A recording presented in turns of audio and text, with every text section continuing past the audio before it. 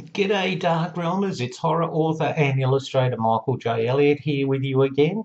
Hey, if this is your first trip to the Diaries, welcome. Nice to have you with us. And if you want to keep up with the best in book, movie, creepypasta and trivia from the world of horror, then hit that subscribe button now. Okay, Darkrealmers, I've got a really fun tag game for you today, and this one was started by the wonderful Joe Compton down at Go Indie Now. And if you haven't seen Go Indie Now, check out the link in the description below to his channel because it is just wonderful. He's a huge supporter of all forms of indie talent, musicians, filmmakers, authors, and just a generally nice guy. Well, Joe has taken all the characteristics from what makes a superhero, and he's put those qualities and asked people, who would you pick in literature to represent those qualities? And I've made my choices, so let's get started. Yeah.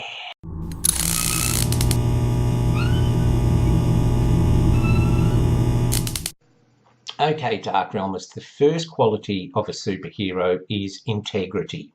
And for this characteristic, I've chosen Piggy from William Golding's brilliant novel, Lord of the Flies.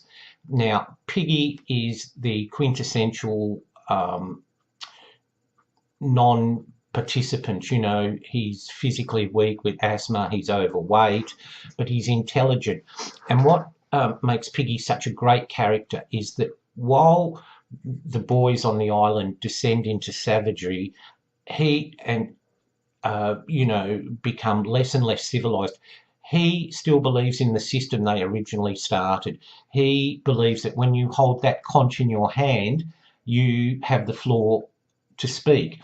And even right at the end, right up till his death scene where he's holding the conch and he's saying, I'm holding the conch, why don't you? And of course, that's all gone. That whole system of, law and order that they basically devised for themselves is all deteriorated, and it's a great, microcosm of society in general. So for me, it's Piggy from the brilliant, like I said, Lord of the Flies. Okay, number two, intelligence. Now, for this one, I picked one of the great female protagonists from modern literature, and that was Elizabeth Salander from the Girl with the Dragon Tattoo and the other two books.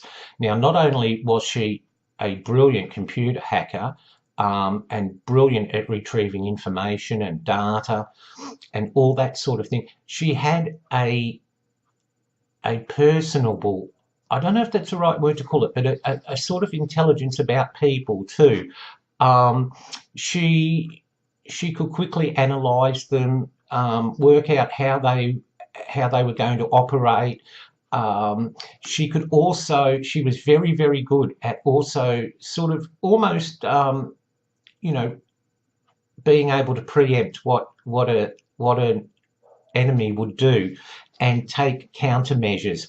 So she was great. She was just one of the best female protagonists in modern literature, and it's one of my favourite series of books. So she's my choice for intelligence. Number three is fortitude, and for this I chose, he's a hero, but he's very much the underdog, and I chose Winston Smith from 1984 because despite everything that the totalitarian regime threw at him, he still persevered and he still tried to cement his relationship with Julia. He still had this belief, even when he was being tortured, that humanity would overcome this regime, and he struggled emotionally and mentally, and of course physically, but he persevered.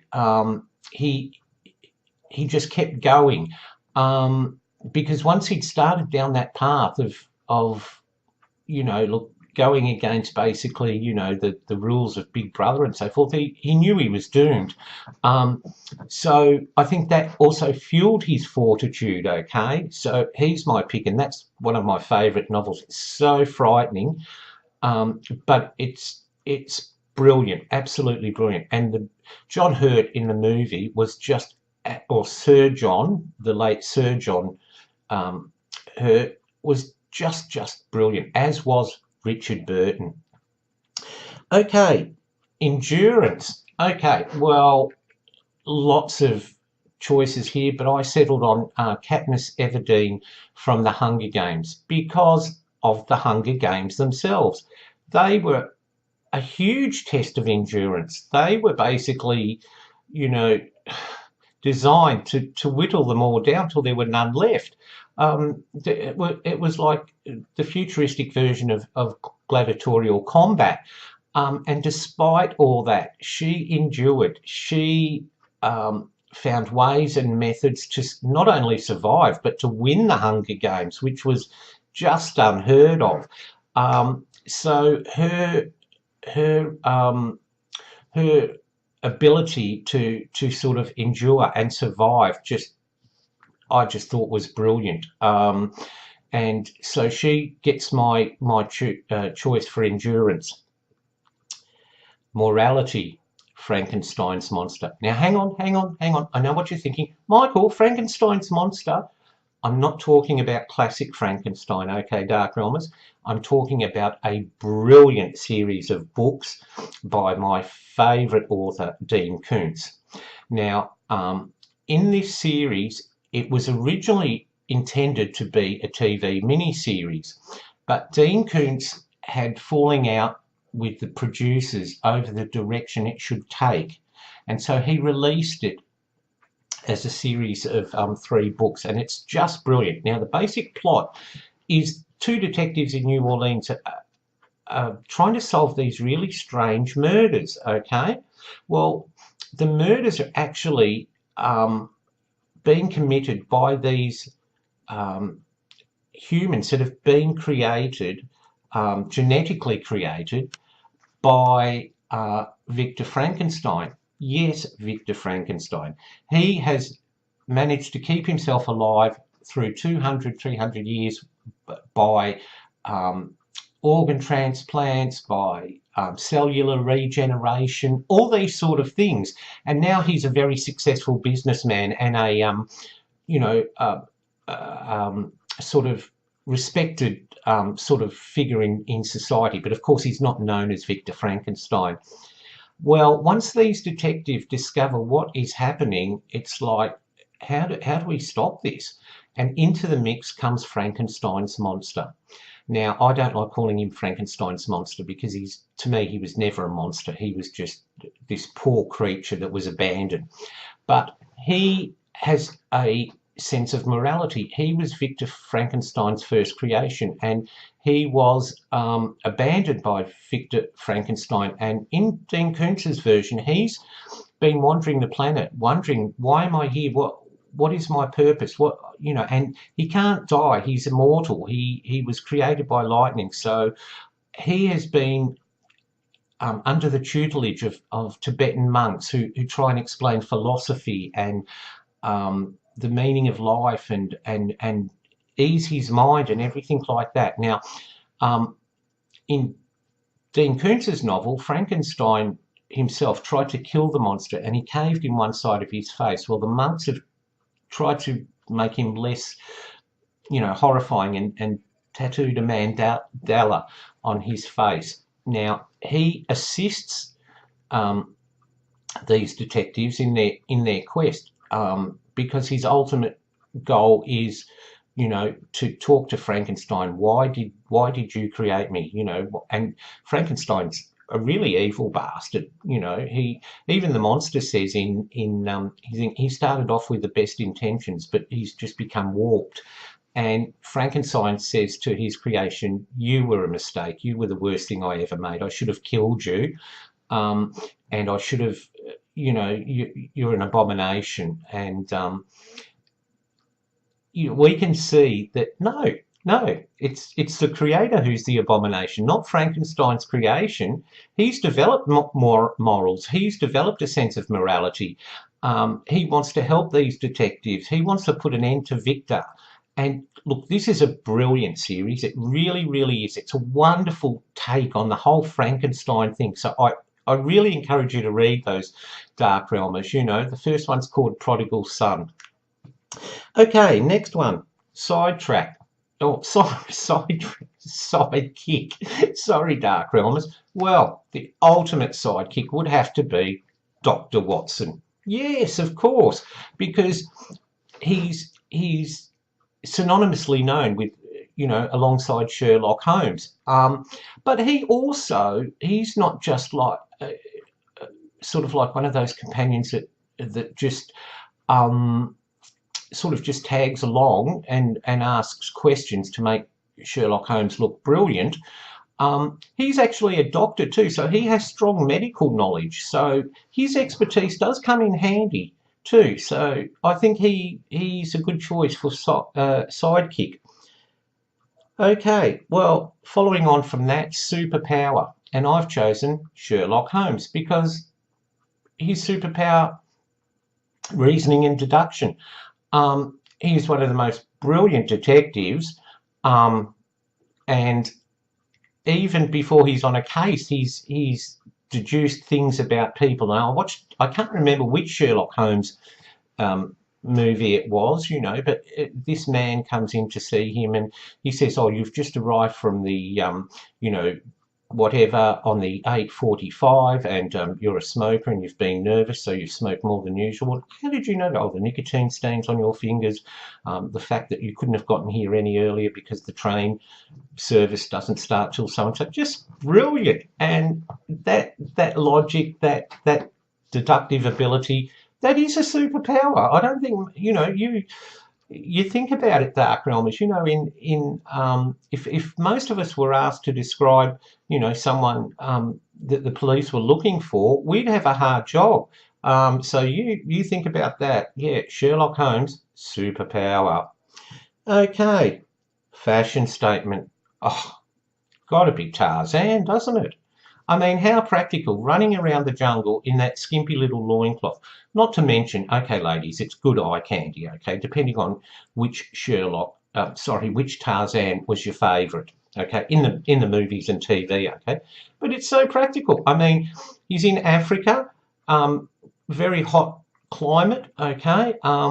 He's swinging through trees and leaping through trees, so he needs something that's comfortable, that's practical. He doesn't need a great deal of clothing. He's you know, he's just basically a child of the sun. He's you know, tanned and buffed and everything like that. And so yeah, that's quite practical. So I think, yeah, his fashion statement says a lot, you know, about who he is and what his environment's like too. Wit and charm. Okay, now this is the sort of, yeah, going to be a bit controversial, but I've chosen for this Dr. Hannibal Lecter. And I know this is about superheroes, don't get me wrong, but in terms of those qualities, he possesses those in abundance, okay? Dr. Lecter is the ultimate dinner host, okay? Everything's beautiful, sparkling conversation. You'll be talking about, you know, Renaissance painting or the works of Michelangelo or something. And just, you know, even though he may have served up your husband or your wife's kidneys to you, you know, that's beside the point. He's very urbane. He's a gourmet. He knows how to tell a good story, and he can use his wit, which is very dry and very highbrow, and when he's not sort of imprisoned in that and he's using that wit, especially when he's talking about history and so forth, and you see that in the movie Hannibal, okay. So I've chosen him for his wit and his charm. Okay, alter ego. well, the ultimate alter ego would have to be Mr. Hyde from Dr. Jekyll and Mr. Hyde. Here we have two diametrically opposed people. Dr. Henry Jekyll, who is a physician and a healer and who has compassion for the poor, and Mr. Hyde, who's just the antithesis. He's just everything that Dr. Jekyll isn't. And when you think that Robert Louis Stevenson's book has been the basis for some of the best alter ego stories, and for example, comic fans, which I'm one, what do you think the Hulk is? That's the ultimate, they've taken Dr. Jekyll and Mr. Hyde and just taken it to the nth degree. So yeah, so for me, it's Mr. Hyde, okay? And the final one, the inner good guy. Okay, well, for this one, I chose Montague from Ray Bradbury's brilliant book, Fahrenheit 451.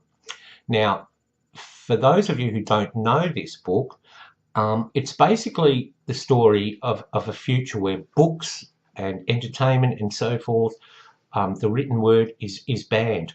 The government decided there were too many conflicting opinions in books, and some books upset some people, so the solution is burn them all. And there's severe penalties if you're found with books. And in the future, firemen actually go out and set fires, okay? They burn books. When they get a tip-off, they burn books. Now, one of the firemen is named Montague, and slowly he becomes fascinated with books because it's the forbidden fruit. You're not allowed to read, not allowed to touch them, nothing. But slowly, he starts his quest, his journey into discovering books, and realizes what a wonderful, wonderful thing they are. And he starts reading David Copperfield. Now, while he's out, starting fires and burning these books, he's actually trying to save them and hoard them. And he finds that there are other people doing the same thing, a dedicated group of people who are committing books to memory because they can't write it down. And they pass this on to the next generation for them to remember, and so forth, until the world gets to a stage where they can have books again. It's just brilliant. And the movie is really, really good too. Okay. So there you go. That's my choice for Inner Good Guy. Well, there you go, Darkrealmers. I hope you've enjoyed my choices. This was another great tag. Once again, Joe does the most amazing tag games that get you thinking outside the box. So I really appreciate this one, Joe. Thank you so much for thinking it up. I had a ball doing this, and it also gets the old brain box going because you have to go back and think about the books you've read and the characters that have stayed with you, okay? So that's it, Darkrealmers. That's it for my Sunday Funday tag, So You Want to Be a Superhero. I hope you've enjoyed it. Now, as I always say, stay in the light, Darkrealmers, because I'll be back with you with some more great stuff from the world of horror very, very soon. Bye for now.